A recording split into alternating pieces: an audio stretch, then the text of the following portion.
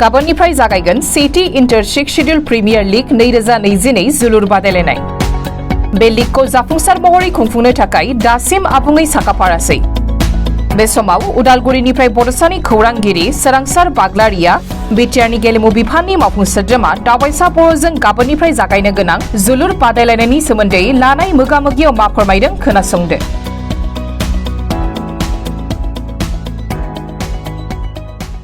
मोजांनि बाथ्रा जोंनि नैबे आं उदालगुरि डिमाकुसि मिनि स्टेडियामाव गाबोननिफ्राय inter six schedule premier league 2022 मायथाइया गाबोननिफ्राय जागायजेनगोन। दा बे समाव माखासे फिल्डनि जिथु फोसाबनाय बायदि रोखोमनि खामानि बे खामानिफोरा दिनै जागायगासिनो दङ। दा नैबे समाव आं केमेरा पार्सन बिथांखौ आं दिन्थिनो थाखाय खावलायदों माखासे जिहेतु जोंनि खामानि सोलिबाय थानाय बे खामानिया बेसेबां आग बारायखो आरो बेखौ जोङो जोंनि बिटिआरनि सिएसडि जों बिथांजों माखासे इएम सार बिथांजों जों माखासे बाथ्राफोरखौ जों मिथिनो थाखाय जों फैदों। दा नैबे समाव जों सारनिफ्राय गाबोननि थाखाय माबायदि प्रिपेरेसन सोलिगासिनो दा बे समाव बे सारजों आं माखासे बाथ्राफोरखौ मिथिनो लागोन। आदसा खुलुमबाय सार। खुलुमबाय। जिहेतु गाबोननिफ्राय जानो गोनां inter six schedule premier league बिनि थाखाय माबायदि साखाफारा जादों? गाबोन 9 अक्ट'बरनिफ्राय जागायनानै 23 अक्ट'बरसिम जोंनि बिटिआर सरकारा सा सानजा भारताव थानाय 6थि शेड्युलनि जि काउन्सिलफोर बेखौ लानानै जों मोनसे जोलुर बादायलायनाय खुंनो नागिरदों जायखौ जोङो ISPL सिजन 1 होननानै होनाय जादों। दा बिनि थाखाय बेखेवनाय जागायजेननायनि जि गेलेनाय बेनि थाखाय फोथारा जोंहा रेडि जाबाय। माखासे डेक'रेसनखौ जोङो दायोनि गेजेराव खालामगोन। अखाखौ नायनानै जों माखासेखौ खालामथ'वाखै नाथाय गासिबो जाजोब्बाय। टिम अफिसियेल रेफ्रि थानाय जानाय गासैखौबो जों खालामदों आरो टिमफोरखौ थांलाय फैलाय गासैखौबो जों खालामदों आरो गाबोन बाहाय जिफोर काउन्सिला बाहागो लाबाय बा बाहागो लागोन बिथांमोनखौ गासैखौबो टिमखौ लाबोनानै बाहाय जोंहा मार्चिं दङ बेन्ड ट्रुपनि गेजेरजों आरो बे मार्चिंआवहाय गावबा गावनि काउन्सिलनि चिफ डिपुटि चिफ बिथांमोना बाहागो लागोन आरो बेखेवजेननायाव जोङो बेखेवगिरि आलासि महरै जोङो आसाम बिधान सभानि बुंथिगिरि आसाम आयेन आफादनि बुंथिगिरि बिस्वजित दैमारि बिथांखौनो जोङो बेखेवगिरि आलासि महरै जोङो थिसनना लानाय जादों आरो MP सानै रायजो सभानि MP रोनगोरा नार्जारि, मंगलदै लकसभानि MP दिलीप शइकिया, अखमनि केबिनेट मन्त्रि इउजि ब्रह्म आरो अशक सिंगाल लोगोसेयैनो आसामनि गिबि मन्त्रि डक्टर हिमन्त बिश्व शर्मानि अनजालि बिसि रिनिकि भुया शर्मा बिथांखौबो जोङो हांख्रायनाय जादों। बेजों लोगोसे जोङो जोंनि ओनसोलनि नैबे डिमाकुसि ओनसोलनि बा उदालगुरि जिल्लानि गोबां कलेजनि हायार सेकेन्डारिनि बा गुबुन गुबुन इन्टेलेक्सुयेल गुबुन गुबुन दल संगठननि दैदेनगिरि बिथांमोनखौ जों हांख्रायदों। सार बे खेलाखौ फाथिनायनि मेन थांखि बेखौ फाथिनायनि गुबै जाहोना जाबाय जोंहा काउन्सिलफ्रा नेसनेल लेभेलाव थोंजोङै बाहागो लानो हाया। स्टेटआ सोरखौबा सायख'बासो बे स्टेटनि जानानै बाहागो लानो गोनां जायो। दा बिदियाव काउन्सिलफोराव थानाय गोबां गेलेगिरिफ्रा नेवसिजानो गोनां जायो बा बन्सित जानो गोनां जायो आरो बिसोर गेलेगिरिफ्रा जाहाथे माखासे गावनि गेलेनि रोंगौथिखौ आरो गेलेनायाव जाहाथे जोंनि काउन्सिलफ्रा आवगायलांनो हायो बिनि थाखाय जोङो काउन्सिलनि गेजेरावनो जोङो नेसनेल गेम बायदि मोनसे इभेन्टखौ जोङो लानानै नैबे गेलेनायखौ फाथिनाय जादों। जिहेतु गाबोन बादायलायनायाव बाहागो लागोन बे प्लेयारफोरखौ नोंथांमोननि सरकारनिफ्राय उनाव माबा मोनसे गोजौ फारसे दिखांलायनायनि जा थांखि दङ। जोङो काउन्सिलफोरनिफ्राय जिरायनानै जों नेसनेल गेमफोराव जोङो थोंजोङै काउन्सिलनिफ्राय बाहागो लानो हायो नामा बेनि जोङो प्रस्ताबखौ जोङो दैखांगोन। बियो मोनसे जोंनि एजेन्डा आरो नैबे काउन्सिल टुर्नामेन्ट खुंनायनि गेजेरजों मोनफ्रोमबो काउन्सिलहा गावबा गाव फुटबल टिम मोनसे मोनसे थासिगोन। ओरैनोब्ला गैयामोन बियो। जोंहा बिटिसियावबो बिदि बिटिसिनि मोनसे फुटबल टिम थानांगौ बिदि सानखांथियानो गैयामोन। दा जोङो नैबे गेमखौ खुंनाय लोगो लोगो बेनि सानखांथियाबो फैबाय आरो जोंहा बिटिसियाव मोनसे बिटिसिनि फुटबल टिम मोनसे सरकारि भाबै मोनसे टिमा थासिगोन। दा बेबायदिनो गुबुन गुबुन काउन्सिलफ्राबो गावबा गाव फुटबल टिम थागोन। सार नैबे समाव रायजो राजाफोरखौ मा खावलायनो? आं रायजो राजाखौ बेखौनो खावलायगोन जिहेथु नैबे गुबुन बोसोराव जाफेरि मोनसे हाबाफारि बे हाबाफारिया जोंनि उन जोलैफोरनि थाखाय जोबोद थुलुंगानि माने हाबाफारि। दा बेहाय जाहाथे बयबो बाहागो लाफैयो गाव गावनि गथ' गथायखौ लानानै बे गेलेनायखौ जाहाथे दिन्थिफैयो। गेलेनाया अनलि एन्टारटेनमेन्टल' नङा बा शारिरिक गठनल' नङा बेजों मोनसे जिउ दानो हानाय जिउ राहा दानो हानायनि लामा बियो बेखौ जों बयबो सानखांथिनाय। दा बेखायनो जोंनि उदालगुरि उदालगुरियाव जानो गोनां जा बाक्सायाव जानो गोनां बाक्सानि चिराङाव जानो गोनां चिरांनि क'क्राझाराव जानो गोनां क'क्राझारनि जिहेथु जों मोनब्रै जिल्लायाव खालामगोन गासिबो मोनब्रै जिल्लानि जाहाथे रायजो राजा दल संगठननि दैदेनगिरि बिथांमोना गेलेनो फैनाय हान्जा आलासि बिथांमोनखौ जाहाथे मोजाङै सिबिना हरो आरो बयबो गेलेनायखौ लैहोर लैहोर फैनानै नायफैयो आं बेखौ खावलायो। मोनफ्रोमबो खेलाया मोनायाव जागोन नामा आरो बेयाव टिकेटनि बेबस्थाफोर दङ? जोङो जिहेथु सरकारानो जोङो गासैबो खरसाखौ जोङो बानस'दो बेखायनो जों टिकेटनि जों जेबो राहा खालामनाय जायाखै नायग्राफोरखौ जों खुला भाबै जोङो नायनो फैनो थाखाय खावलायगोन आरो बियो जोङो उदालगुरि डिमाकुसि जानो गोनां गाबोननि गेमखौल' जागायजेननायखौ जोङो मोनाबिलियाव लाखिनाय जादों गुबुन हाबार बाखि गेमा सानावनो आरो क'क्राझारखौ जोङो सिन्था खालामबाय थानाय जादों क'क्राझार सोहोराव जिहेथु गोबां फालांगिरि गोबां साख्रि मावग्रा दङ बिथांमोना सानाव जायोब्ला सम होआ होनना जोंखौ गोबां खावलायदों जे मोनाबिलियाव खालामनांगौ होनना दा बेखायनो जोङो क'क्राझारनिखौबो मोनाबिलियाव खालामनो जोङो नाजादों आरो फाइनाला मोनाबिलियाव जागोन।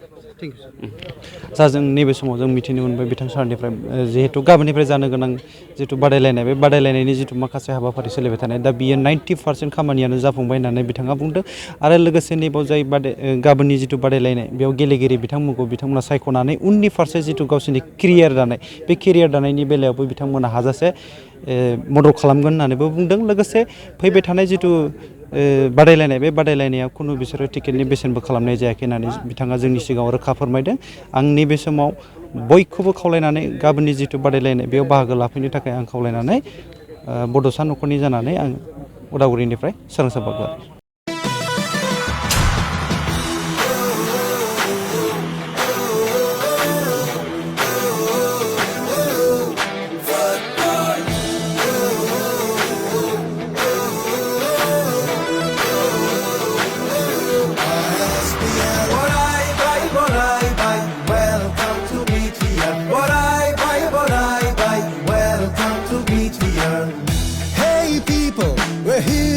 History, so wake up, got no time to lose.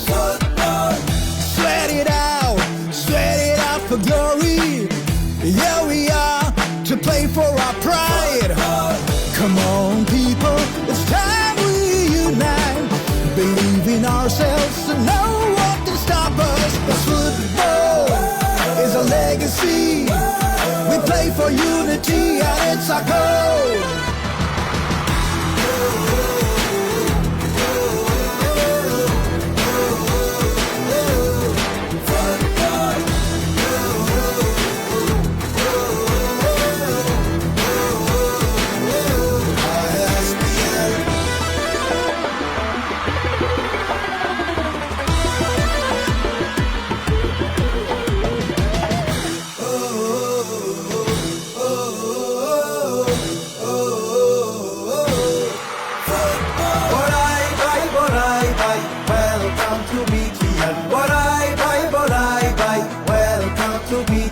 We're playing for peace, integrity. We're playing for our prosperity. Hey people, welcome to BDR. We stand together as one for our goal. Believe in our strength, back up ourselves, and play to win. Play for our dreams, 'cause football is our legacy. We play for unity and it's our goal.